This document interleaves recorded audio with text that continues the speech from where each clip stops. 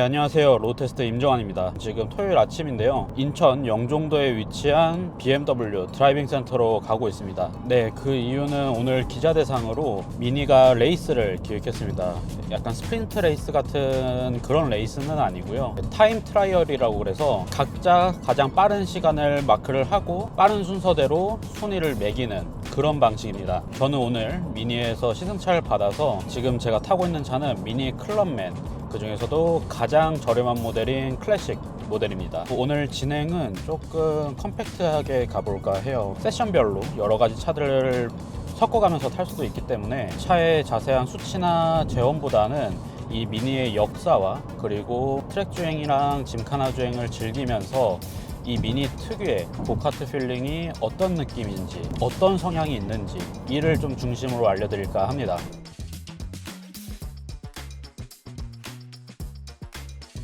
이 곧 단종할 클럽맨의 역사를 좀 알려드릴까 합니다. 사실 이 클럽맨은 이미 올해 2월에 생산을 종료했고요. 그리고 그 이후에는 새로운 전기 소형 SUV인 에이스맨이 이 자리를 차지하게 됐습니다. 개인적으로 조금은 아쉬워요. 왜냐하면은 이 미니의 정체성을 가장 잘 드러내는 모델이 일반 3도어 쿠퍼 모델도 있지만 저는 개인적으로 이 차가 미니의 성격을 잘 드러낸다고 생각했기 때문입니다. 이 미니의 역사부터 말씀을 드리자면 이 미니는 1959년에 브리티시 모터 컴퍼니라는 회사에서 처음 만들어진 차종의 이름입니다. 이 클럽맨이 나온 건 1969년이고요. 그때 당시 클럽맨의 개발 이유는 미니에 조금 더 크고 조금 더 고급화된 버전을 만들어 보자라고 해서 이 클럽맨이 나오게 되었는데, 이 클럽맨은 처음 나왔을 당시에는 3도어였습니다. 이 차체를 조금 더 늘려놓은 외건형이 있었는데요. 그 외건형을 현행 클럽맨이 계승을 하게 된 거고, 이 첫 클럽맨이 나올 때쯤에는 여러 가지 합병으로 인해서 브리티시 레일랜드라는 회사로 바뀌어져 있었습니다. 1세대 클럽맨은 1982년까지 팔았고요.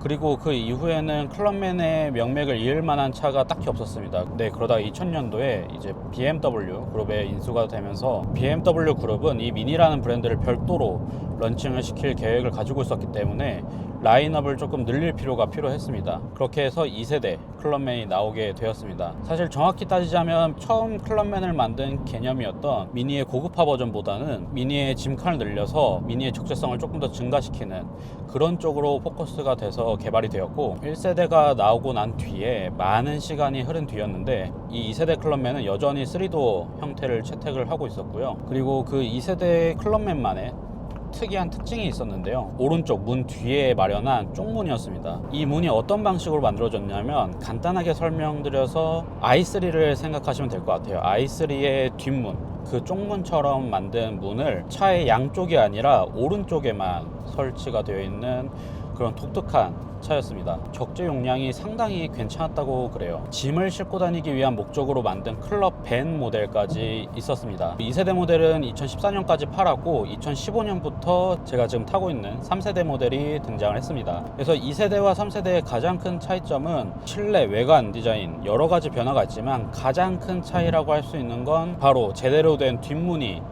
양쪽으로 생겼다는 거에 차이가 있습니다. 어떤 분들은 이제 문이 양쪽으로 열리니까 6도어라고 하시는 분들도 계시더라고요. 그래서 6도어 형태의 차가 만들어졌고, 이제 이 3세대 처음 나왔을 때는 조금 우리나라에서 혼동을 준다는 얘기가 좀 있었죠. 그 이유가 바로 브레이크 등의 위치였습니다. 이 클럽맨의 경우에는 위쪽으로 달린 램프가 있고 아래쪽으로 달린 램프가 있습니다. 근데 위쪽은 미등과 방향지시 등의 역할만 하고, 그 범퍼 아래에 달려있는 반사판처럼 보이는 그 부분이 브레이크 등이었습니다. 그래서 그때 당시에 굉장히 헷갈린다는 분이 많으셨어요. BMW도 이런 소비자 의견을 수용을 했고, 그래서 첫 번째 페이스리프트 때 다시 브레이크 등을 위쪽으로 올려줍니다. 그리고 한 번 더 페이스리프트를 거치게 돼서 지금 제가 타고 있는 이 클럽맨까지 역사가 이어졌습니다. 근데 제가 어제부터 계속 이 차를 타고 있는데 참 개성이 뚜렷하고 실용성도 있고, 그렇다고 뭐 옵션 사양이 빠지는 것도 아니고 참 괜찮은 차라는 생각이 들어요.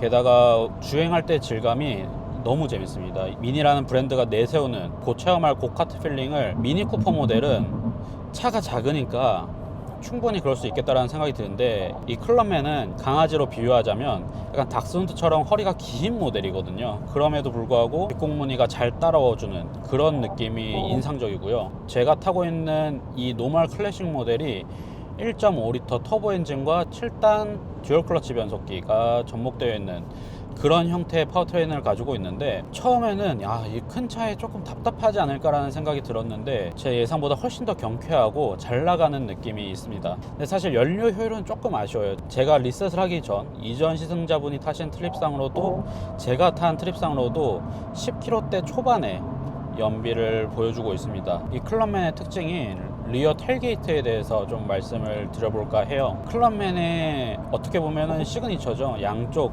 냉장고처럼 열리는 양문형 텔게이트가 특징인데, 개인적으로 이 텔게이트를 상당히 좋아합니다. 불편해 보일 수 있지만 나름 장점이 있습니다. 반으로 잘려있는 구조다 보니까 열 때 뒤로 필요한 공간이 훨씬 더 적습니다. 그리고 문을 열고 닫을 때 좌우로 움직이기 때문에 직접 들어서 올리는 그런 힘이 훨씬 더 덜 필요하고, 일반적인 텔게이트처럼 열린 상태로 아래로 떨어지거나 그런 위험한 상황이 생기지 않는다는 유지보수와 안전적인 장점도 있습니다. 그렇지만 사실 단점도 있어요.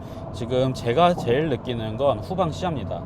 가운데 물리적으로 어쩔 수 없이 문이 만나는 접점이 생기게 되고, 그 부분이 이제 막혀 있기 때문에 후방 시야가 좀 답답하다는 특징이 있고요. 그리고 양쪽으로 열렸을 때 제가 안에 들어가 있으면 나가질 못하고 밖에 있으면 들어가질 못합니다. 뒤로 바짝 붙였을 때 기준이에요. 그래서 만약에 내가 바짝 붙였는데 자유롭게 드나들고 싶다, 그러면 한쪽 문을 닫은 상태로 사용을 해야 됩니다. 이건 좀 불편한 부분이죠. 근데 저는 이 방식이 불편하더라도 미니가 소비자들한테 어필하고 싶은 유니크한 라이프 스타일, 그리고 실용적인 라이프 스타일을 미니만의 방식으로 되게 잘 풀어냈다고 저는 느꼈습니다. 미니 클럽맨에 대한 이야기는 여기까지 드리고요. 지금 드라이빙 센터에 거의 다 도착을 해서 오늘 많은 기자분들 사이에서 제가 이 미천한 실력으로 어디까지 할 수 있는지 한번 보러 가시죠. 저는 제일 첫 번째로 지금 서킷 트랙이라고 그러죠. 여기 BMW 드라이빙 센터는 규모가 조금 작아서 트랙이라고 부르는데, 트랙의 시간 기록을 재는 타임 트라이얼을 해보려고 합니다. 이 BMW 드라이빙 센터의 트랙은 오른쪽으로 돌게 되는 트랙인데, 이 미니의 고카트 필링을 잘 느낄 수 있는 테크니컬 코너가 비중이 조금 더 많은 트랙입니다. 지금 제가 타고 있는 모델은 미니 쿠퍼 JCW고요. 3도어 모델입니다. 미니 라인업에서 가장 경쾌하고 가장 고카트 필링을 잘 나타낼 수 있는 차라고 보시면 될 것 같습니다. 스티어링에도 이렇게 존 쿠퍼 웍스라고 마크가 새겨져 있고, 이 미니의 고성능 브랜드 존 쿠퍼 웍스, 그러니까 제가 앞으로 JCW라고 부를게요.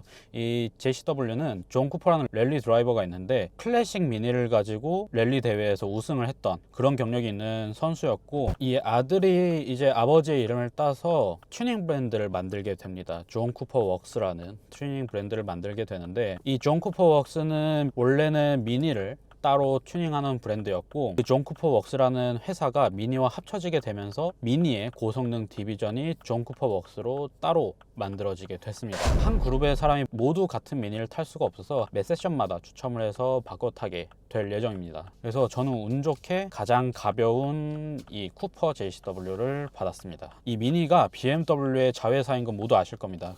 그래서 그런지 시트 포지션을 상당히 맞추기 쉽게 되어 있어요. 그리고 조절 폭도 커서 이 스티어링 칼럼도 그렇고 시트도 그렇고 제가 원하는 위치로 아주 운전을 편안하게 즐기기에 딱 좋은 그런 구성으로 만들어져 있고요. 이제 인스트럭터 분이 리드 주행을 하시고 이제 제가 혼자서 단독으로 이제 서킷 주행을 하게 되는데, 아무래도 기록이 그리고 상품이 걸려있는 항목이다 보니까 말 없이 집중해서 해보도록 하겠습니다. 자, 마지막 코너입니다. 오른쪽 방향이고요. 코너 끝까지 한번 눈으로 쭉 훑어보십시오. 오케이, 코너 안쪽에 바짝 붙어주시고요. 자, 그러다 코너 안쪽에 파란 콘 나오면 거기서부터 왼쪽으로 나가면서 서서히 가속하시면 됩니다. 자, 우리 엑셀 부드럽게 밟아서 속도 140까지 가속합니다.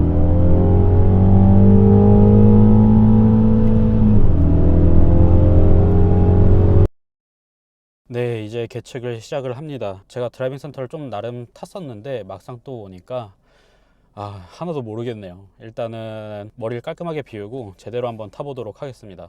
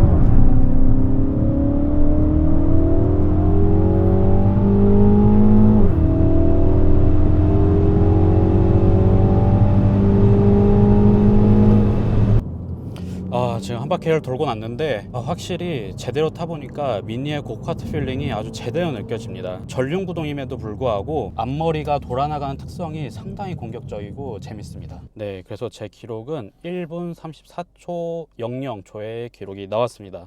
다른 분들이 얼마나 잘 타셨을까, 기록이 얼마나 나왔을까 되게 궁금한데요. 이따가 시상식 때 보면 되겠죠. 그러면 이제 다음 세션인 짐카나로 한번 넘어가 보겠습니다. 잠깐 쉬었다가 짐카나를 하러 가고 있습니다. 짐카나는 이제 미니 클럽맨 JCW랑 컨트리맨 JCW 이렇게 두 가지 차로 구성된다고 해요. 사실 이 큰 차들로 짐카나를 한다는 게 조금 버거워하지 않을까라고 생각이 들기는 하는데 직접 한번 해보면서 또 느껴보도록 하겠습니다. 저와 짐카나를 함께 할 차를 뽑았습니다. 그래서 저는 클럽맨 JCW를 뽑았고요.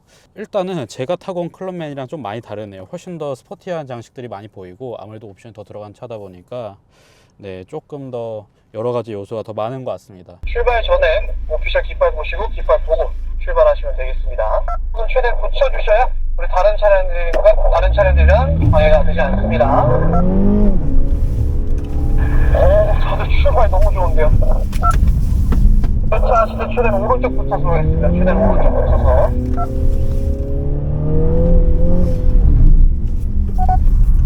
라인 좋습니다.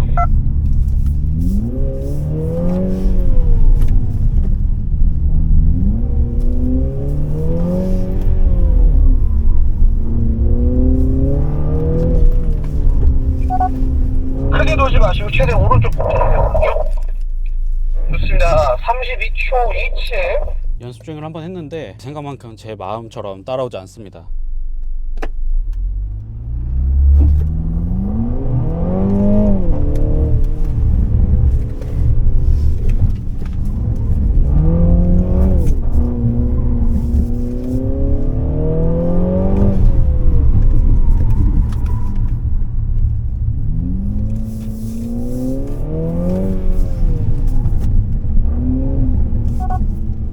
라인 좋아요, 라인 좋아요.